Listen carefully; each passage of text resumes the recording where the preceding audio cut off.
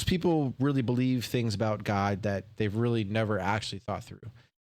What I mean by clarity is really defining what you actually believe, not vague or inherited or assumed beliefs, but really just something that's you believe and you understand why. You actually thought through what you believe. A good example of this would be God is loving. Well, you could boil that down to what does that mean? What do you mean by God? That in itself could be a topic that you can go down to.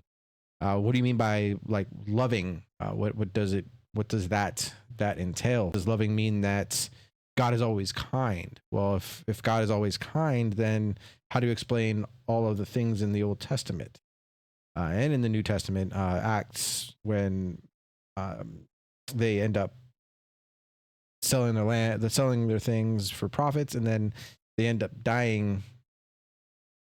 That to me isn't just kind. Now, does that mean that God's always just? Well, I mean, yes and no. That's kind of where you go with these things. That's what you have to be doing when you're talking about theology.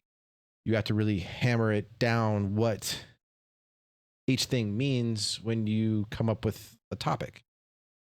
You can't evaluate what you haven't really defined. So you have to define first and then evaluate later.